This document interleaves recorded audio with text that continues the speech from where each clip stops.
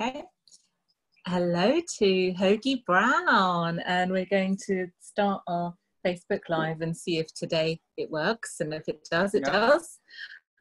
Fingers crossed. Welcome, Hogarth. Fingers crossed. We'll see what happens. At the moment, it looks like it's live. So anyway, good afternoon and welcome to Inspired Online. I'm Shay and I'm joined today by the lovely Hogarth Brown, and he is a Vedic astrologer. He describes Vedic astrology in a way that makes it really alive and really exciting. So I really love his style doing that.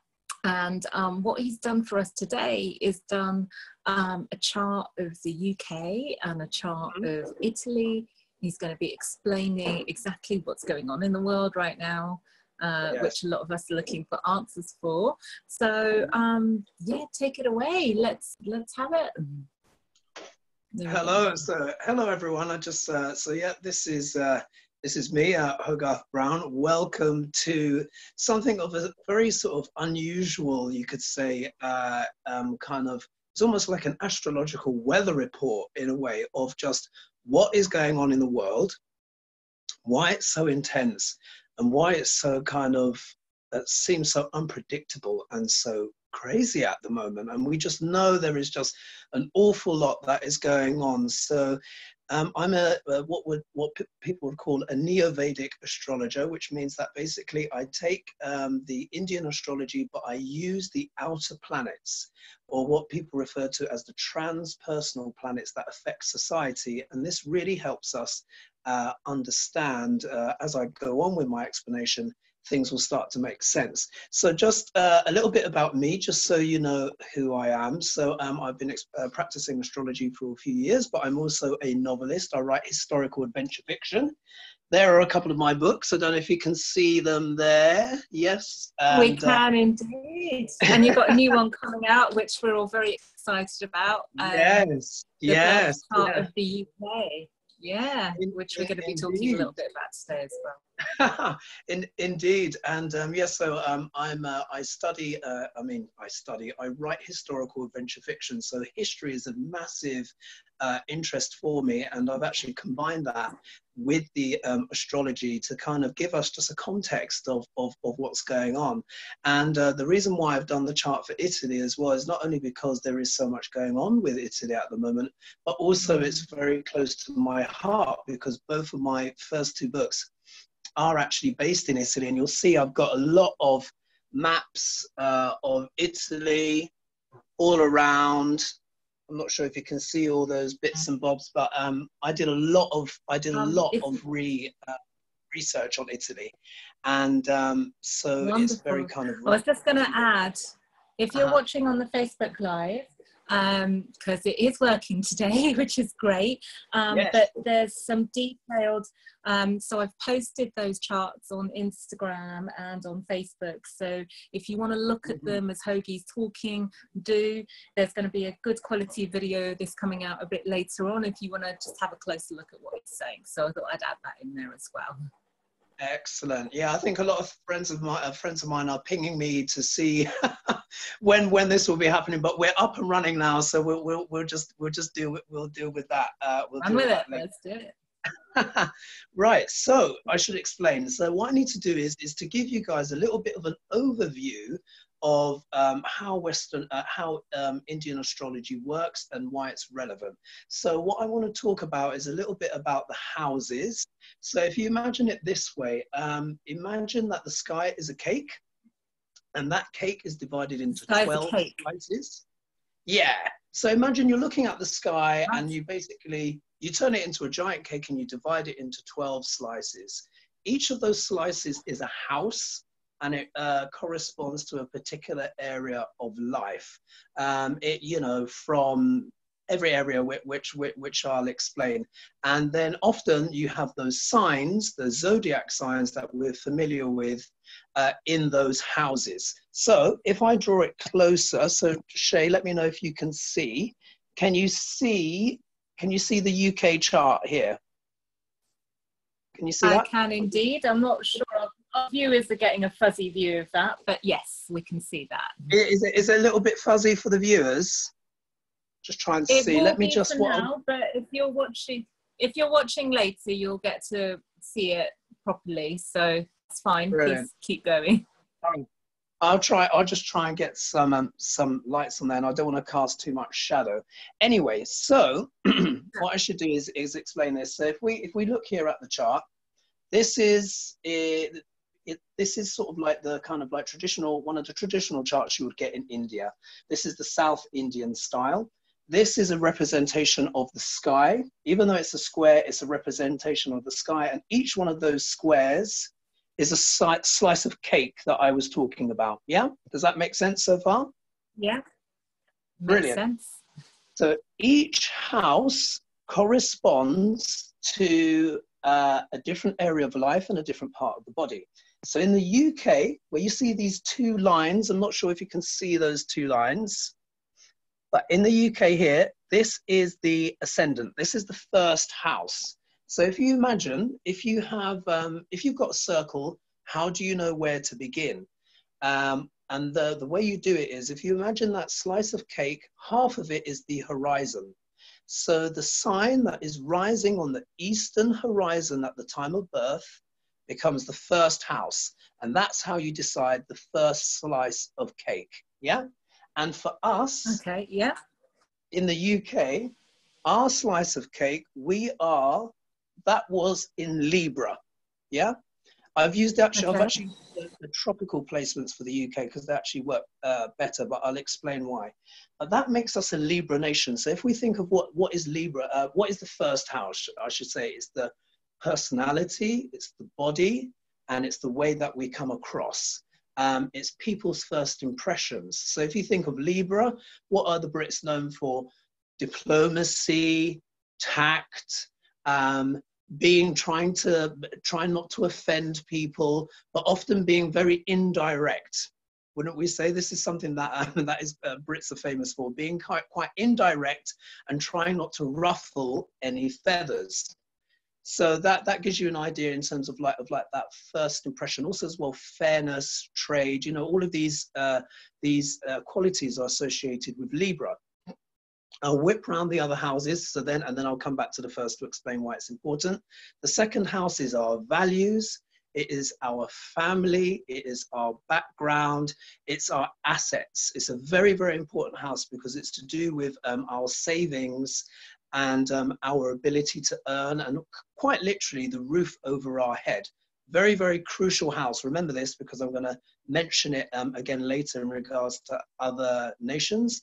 Third house is communication, transport, education, and siblings.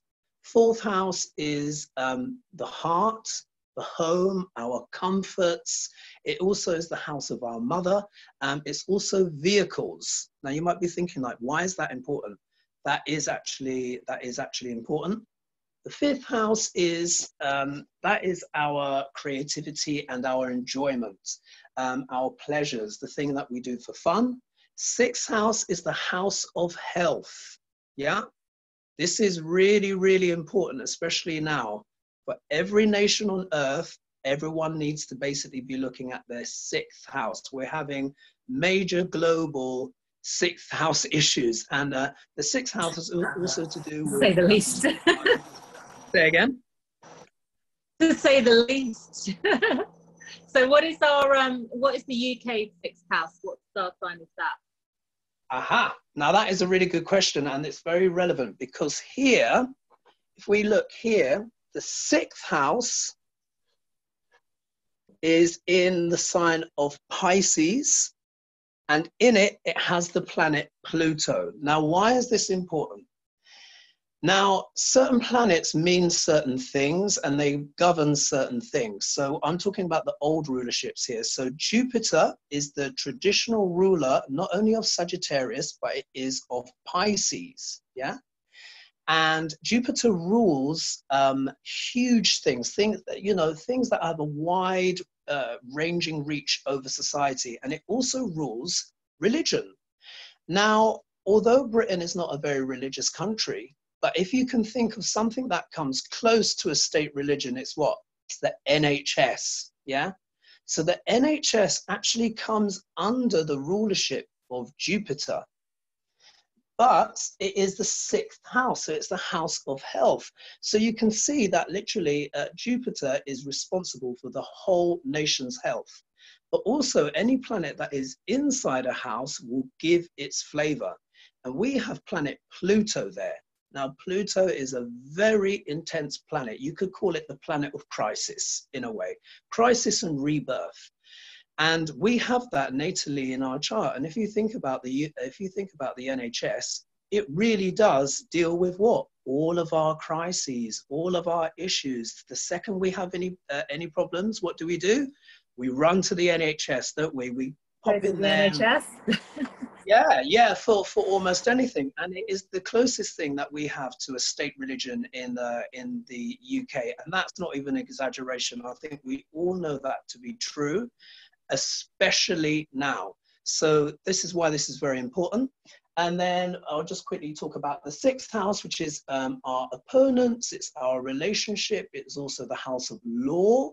So Shay knows a lot about this. Lawyers often have a very strong Libra or 7th house and a strong Mars as well, which Shay does. Her Mars is exalted, by the way, which is really something very special. Which is why I'm a lawyer, apparently. Yes, yeah, absolutely. And it makes you an excellent lawyer, because Mars is strategy. Mars is combat, confrontation, but also energy. So if any lawyer is representing you, you want their Mars to be strong. That means they can go up, stand in court, and they can deliver and they can fight your cause, because that's what a lawyer does. A lawyer is a legal warrior. So that's why you've got those two associated. And Shay's Mars is exalted, so that's why she wins a lot of cases. So if we look here in the UK chart, we've got the 8th house. I want to make sure that is clear. Now this is the house of drama. Lots of things, kind of ups and downs, all of that stuff. And this is very relevant for Italy. 9th house is ideology. 10th house is career, our public face. 11th house is great gains and community. And the 12th house is far distance, travels and isolation. So that was a whistle-stop tour about the houses. Any questions, Shay, before I go on? Just have a sip of water. No, I think one of those, I think from my mind, I'd like to sort of see that written out or something like that, because it's a lot to take in and remember. But I know that, you know, when people are listening to what you describe in relation to what's going on in the UK and Italy, we can use all of that as a bit of a base. So awesome. Absolutely. Let's go on. If there are any questions out there, by the way, please ask away. We're happy to answer those as well. So tell us what's going on. Okay, so now I'm going to get kind of stuck in, and then we will really begin to understand what's going on. So before I do that, I need to give you a little bit of a background on the planets and how they behave and why they're important. I'll try and get through all of them, but the most important one that I'll start with is Saturn, planet Saturn. Now, in the UK chart, in the Indian astrology, there's this terminology which is referred to as a yoga karka. And you're probably thinking, what on earth does that mean? A yoga karka is a planet, and if we think about the slices of cake, it's the planet that rules the best slices of cake in the chart. Yeah? And the best slices of cake, yeah. The best slices of cake are angles. So that is house 1, 4, 7, and 10. Those are the best slices of cake. And then the trines, which are also house 1. So house 1 is an angle and a trine. House 5 and house number 9. Those are your best slices of cake. Those are the ones that have got the most frosting, the most icing on there, the greatest flavor, all of that stuff. If you want to think of the slice of cake that's the dodgiest, Well, yeah, but it's a great way because we all love cake. All of that right now. I know I might their have some bakery cake. has I might have closed some its cake doors. after this. But if we imagine it that way, we can understand, because everyone understands cake, so we all get it. So if we think of the slices of cake that maybe aren't so great, which are a little bit more tricky, it will be slice number 6, slice number 12, but slice number 8 really is the most challenging, because that's got the least frosting. That one's full of surprises. We don't know what's in there, and it causes a lot of ups and downs in life. And this is very relevant for the Italian chart. So just remember what I said about slices of cake. Now, in the UK, planet Saturn, symbolized here. I wonder if you can see that. Yeah. Planet Saturn is our yoga karka, because he rules the slices of cake of number 4, which is an angle, and slice of cake number 5, which is a trine. That makes him a yoga karka. So it means, what that means is, it means that Saturn has a very powerful effect on the UK. Now, Saturn rules 2 signs under the traditional astrology, and he rules Capricorn and Aquarius. So a lot of Western astrologers will be like, well, Aquarius is ruled by Uranus and stuff. Yes, there is that co-rulership, but we're going to the old rulerships here. So Saturn basically rules those 2 very important slices of cake. Hopefully we're still recording. I think Shay's just disappeared. Oh, she's back. Now, certain planets represent certain things, and this may not come to many people as a surprise when I tell them, but Saturn represents the government. Yeah? Saturn represents, yes. Is that just in our country, or is that in all countries? Globally. Right, globally. Okay. Lovely. Yeah. Isn't Saturn like the taskmaster?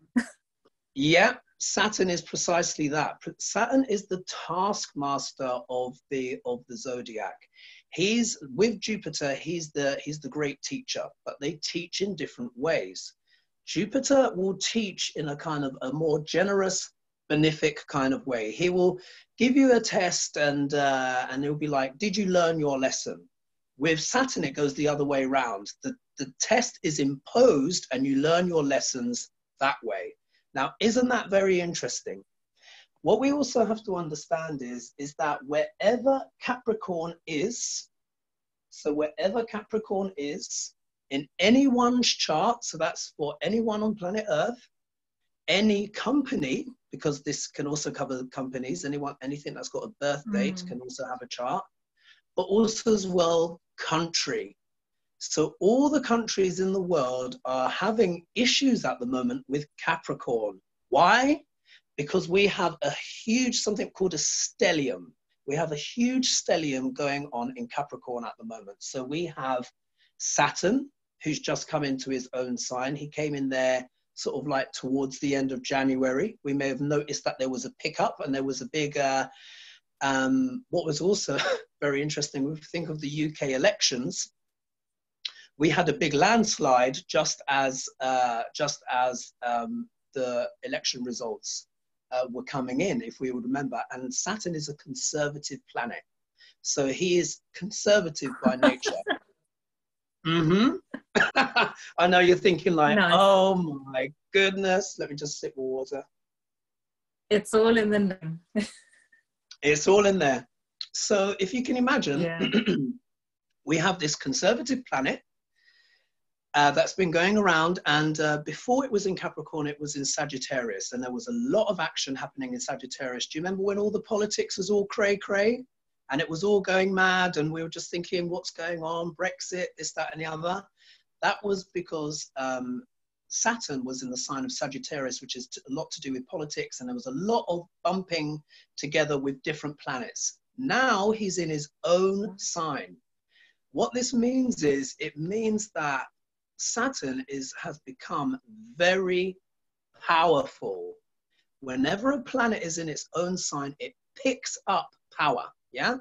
So if we just look, what is happening at the moment? if we look at what's going on around the world.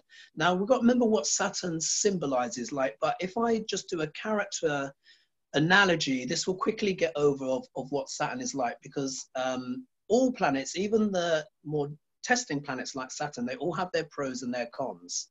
So if you imagine it this way, let's think of movies. Saturn in its highest expression does want to do a lot of good for society, because he is actually a servant, but imagine he's more like, if you think of prime minister is what is like a top servant, a civil servant, you know, those people Saturn represents those people. So on his good side, he's kind of like Galadriel, yeah? I would say that would be like, because the planets have their masculine and feminine expression, except for the sun and moon. The sun is always masculine, moon is always feminine. But if you think of the highest positive expression of Saturn, it's Galadriel, yeah? So still not particularly soft, shall we say, but really wants the best. The shadow side of that would be Maleficent, yeah? And then if we, the shadow side is Maleficent. Yeah, so now we're really starting, you know, starting to join the dots. We're like, this is quite intense. On the masculine expression, the positive side would be Gandalf. So if we think of Gandalf trying to look after Frodo Baggins, but you see, even Gandalf is not necessarily that warm, but he's quite austere, but he's always trying to guide Frodo the right way, isn't he, before he disappears off.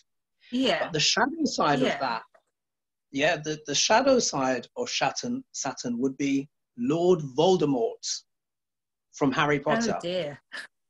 Yeah. So is Voldemort attacking us all right now? Wonderful. Well, it depends. It depends how you view it. Some people will see the isolation. Corona is the kiss of the Dementor.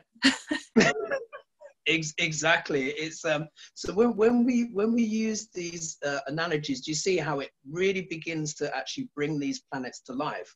So we have a planet that has the energy of Maleficent and Voldemort and Galadriel and Gandalf, who is in charge of the most important slices of cake. I would say at the moment, if we imagine Boris is trying his best, I would say, to be fair, to be like Gandalf at the moment. He's saying, please obey the rules. I don't want to be too strict with you.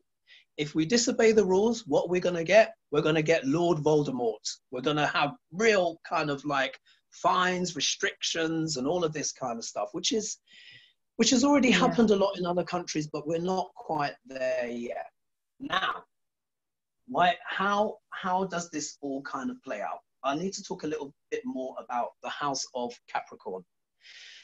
What we have is, we've got a lot of planets that are at the moment in Capricorn. And this is very important because we need to talk about lordship. So, you know, when I was talking about the slices of cake, the ascendant decides which slices of cake the planets get. And they will rule that slice of cake, that house with their sign. Wow. But so it's, I like to use the analogy of tenants and landlords.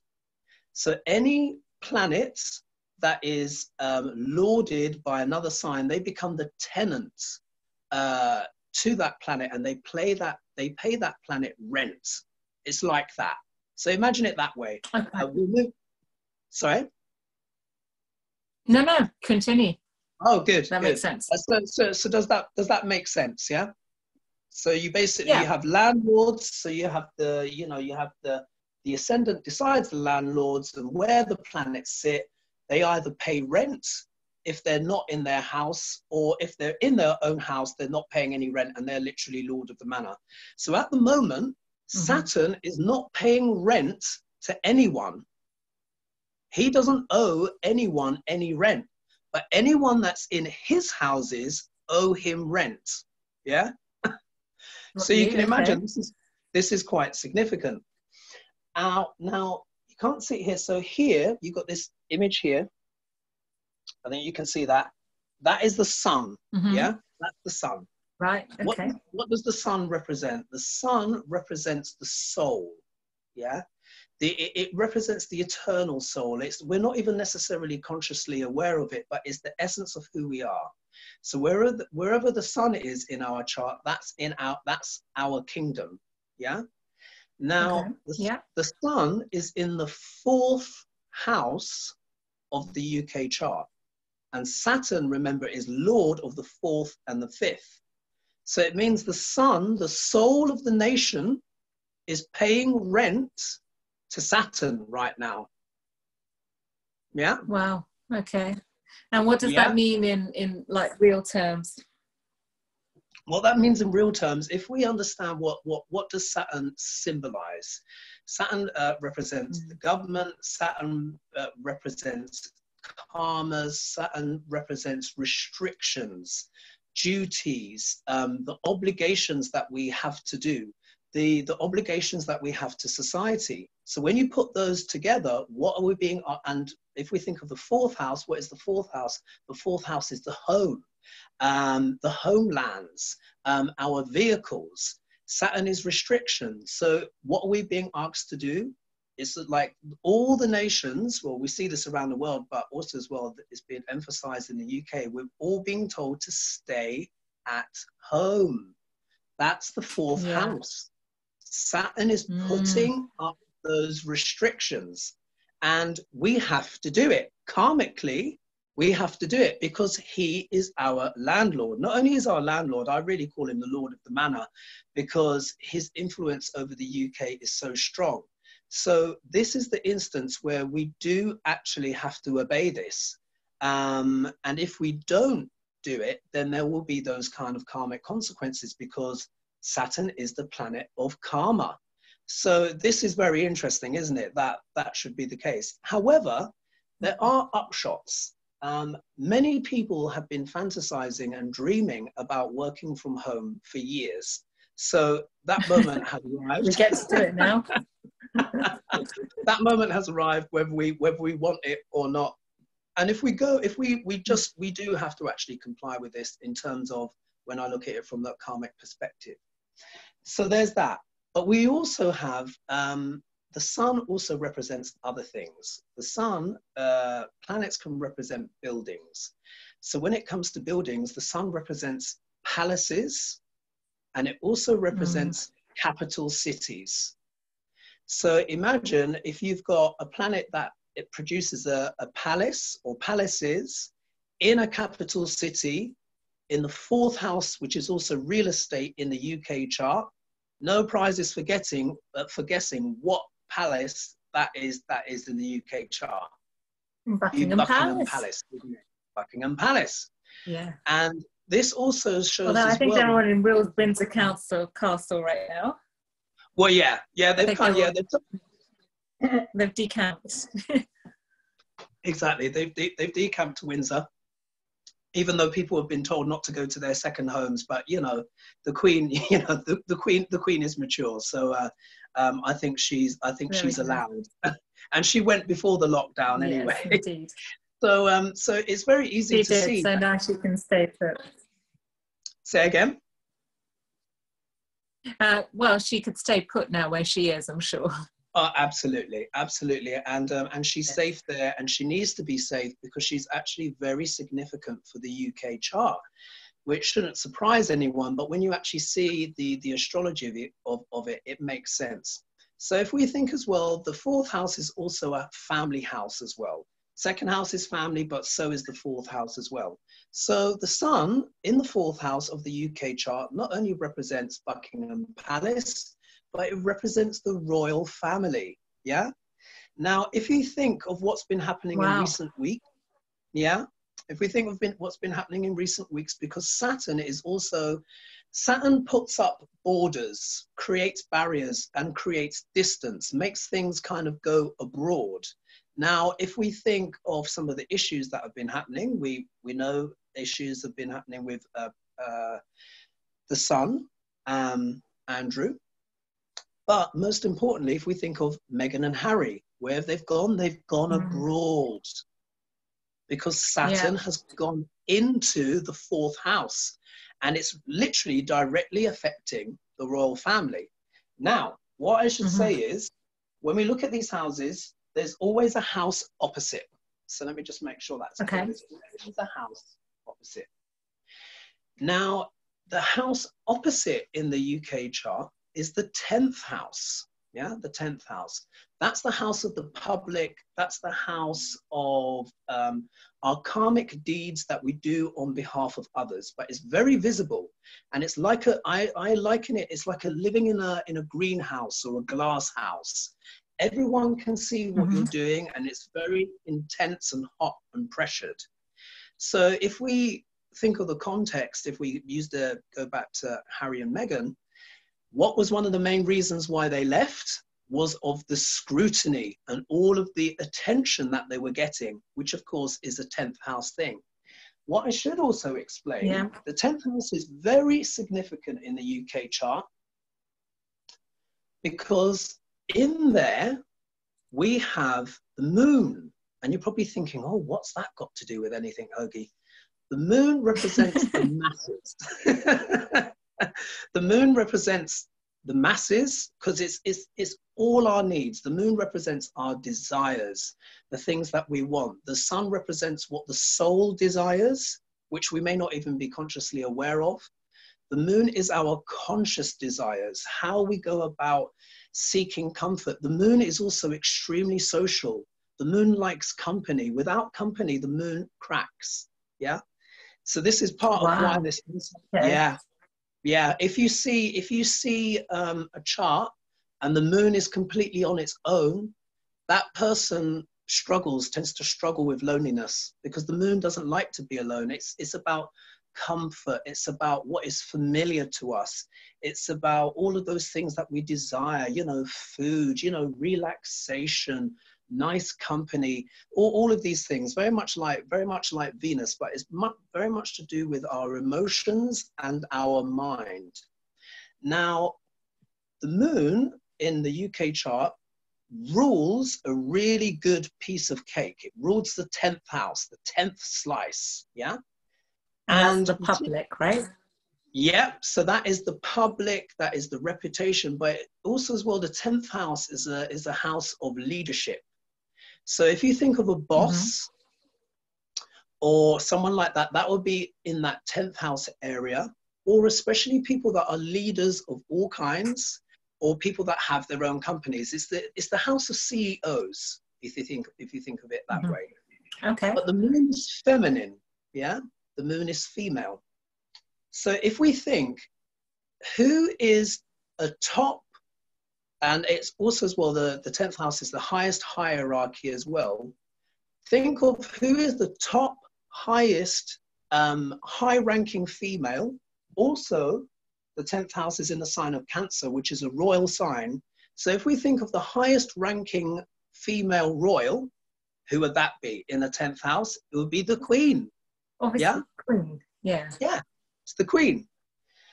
Now, the Queen is there in the 10th house, and of course, look, she is the most famous woman in the world, hands down. I'll talk a little bit more about other female royals, but one of the quirks that we have in the UK chart is that any woman that is either royal or marries into the royal family will have exceptional fame, because you can imagine the sun, the 10th house is very bright in a way. In the UK chart, the moon is full, and she's also aspected by the sun, which is her husband, because sun is king, moon is queen. So you have this extraordinary, say again? No, I just said okay. All right, okay, yeah.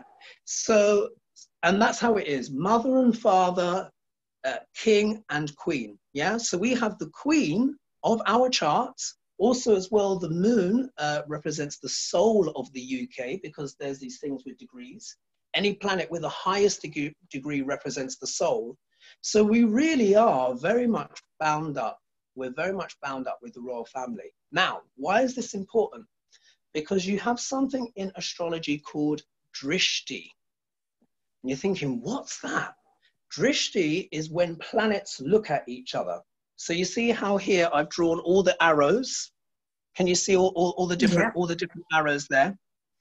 That basically is Drishti in action. So whenever a planet looks at a house, it can influence that house with its power.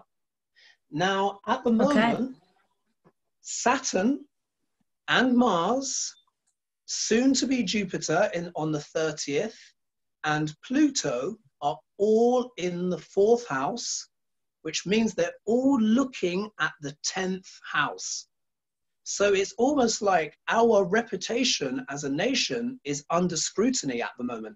Isn't it interesting that we've had quite a lot of flack, haven't we, for being a little bit unconventional with our approach? Yes, indeed. Yeah. Yeah, yeah. And part of this is, you think, why do we Brits always like to do something a bit different? We just can't help it, can we? We just have to do our own little thing, which I think is a good thing, but sometimes it can get one in trouble. If we look here, we see here in the 1st house, can you see that? Yes, yes. Brilliant. Now remember, the 1st house represents the personality and the body. In there, we have got Ketu, which is the south node of the moon. Now, I won't go into all the details about the story and all that stuff. It will just take too long. But all you need to know is this, is that Ketu doesn't have... We're nearly at time anyway. So. Oh, no! Oh, my gosh. All right, I'll be swift. I'll be swift. But okay, so in 1st house, we've got planet Uranus, and this is the radical planet, and it's the planet that caused Brexit. So I'll just tell you that. So that's part of our personality.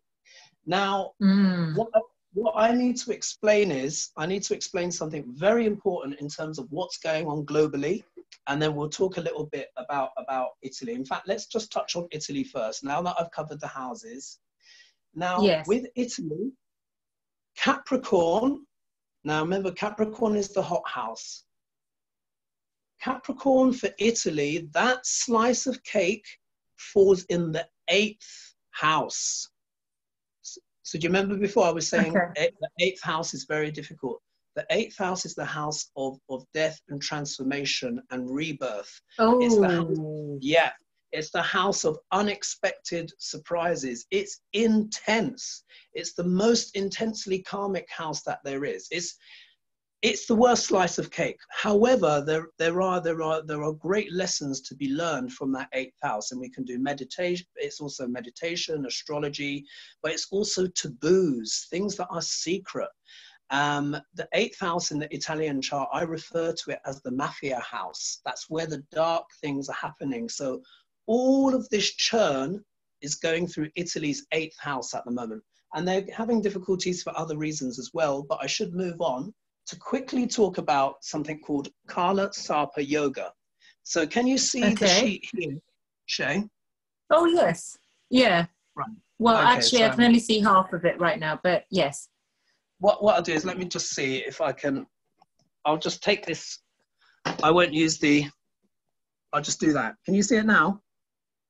Yes, I can see that. Perfect. Right. Okay, this is very important. Rahu and Ketu are the nodes of the moon, and they set fate and destiny for everyone and the whole world. And at the moment, we have something called Kala Sarpa Yoga, which means time serpent yoga. And what you'll see is all of the planets here, do you see? All of the planets are on one side. They're on one side of this very fateful axis. And at the moment, Rahu, the north node of the moon, is in Ardra, and Ketu is in the nakshatra of Mula in Sagittarius. Now, why is this important? Ardra is the sign of tears, the teardrop, sorrows, and Mula is the nakshatra of destruction, in the sense of pulling things up by the roots. Yeah. So we are at this moment in time, we are what? Having our lives turned upside down. In Italy, they have the same axis, but it's reversed. So they're having something which is even more intense, which is called a nodal inversion. But also as well in the USA chart, they also have this axis as well. So this is very significant. And I just want is to it say upside down in the US? in the US it's the right way up. But when that nation was formed, in 1776 at 6:30 p.m. when they signed the Bill of Rights on the 4th of July, that's when that nation was born, and that's where the nodes were. But I should explain, just so that we understand, why is this so intense? And then also as well, when it could potentially end. So it takes the nodes of the moon approximately 18.5 to 19 years to go back to where they were originally. Okay. Yeah. So they have come back to where they were 18.5/19 years ago. What happened then? Okay. We had September the 11th. So we think we had September the 11th. And then in 1982, wow. yeah, then in 1982/83, we had the AIDS virus. Then in 1944/1945, we had the bombing of Hiroshima. And then in 1927, there was a huge earthquake and flu outbreak in China, one of the biggest ones that they've ever had. But also as well, when they're opposite, when Rahu is in Mula and when Ketu is in Ardra, you can also have effects. And the last time that happened was 1918, and that was the Spanish flu. Yeah? So I don't have time to go through all of the different things, but just in case if anyone was worrying, thinking that all this stuff is hocus pocus, it isn't. And you need to pay attention to the nodes of the moon. So you'll be wondering, when will all this stuff change? Yeah, you're thinking like, when will this end? Now, That's the big question. It is the $1 million question. So I was looking up on the chart. What we need is the planet to break the spell of Kala Sarpa Yoga. That means it has to be beyond the nodes. And when I was looking at this also as well, I need to mention one important thing as well, that the coronavirus can be seen as a Gemini disease because certain signs rule different parts of the body. Gemini is a social sign. Gemini rules the hands and it rules the lungs. What's the stuff that we're being told all about? We need to wash our hands. Wash your hands. We have a lung respiratory infection. Yeah. And we need to what? Socially isolate. Yeah. Yeah. That's all Gemini. On top of that, with Italy, Italy is a Gemini nation. Their ascendant is in Gemini. So this is also one of the reasons why it affects them so much. But anyway, I'll quickly move on. We need planets to break the Kala Sarpa Yoga. Mercury moves into Ardra in the next few weeks, but it's not able to break it because it starts going retrograde again. That's when all the computers and all that stuff messes up, transport, all those things. Most people know Mercury retrograde. But it will be the sun. It will be the sun. So on the 16th of July, 2020, at 6:46 a.m. UK time, the sun will break the Kala Sarpa Yoga. So what I'm saying is, I'm not saying that will be the end of the virus and all that kind of stuff, but it could prove to be the turning point. Many nations, a few nations, it will be a turning point. A few nations will see maybe even restrictions being lifted, etc. I'm not 100% sure of that yet, but we will see some kind of significant turning point at that point when the sun breaks the Kala Sarpa Yoga. So that's July. And remember, they've been saying this might last a few months. Then we have Italy. Then we have Mercury. Mercury doesn't break, where is it? Mercury doesn't break the Kala Sarpa Yoga until the 1st of August. I think when it's the 1st of August, then we'll be really seeing a significant drop, hopefully, because remember, this is a Gemini disease. So any affliction to Mercury is not going to be good.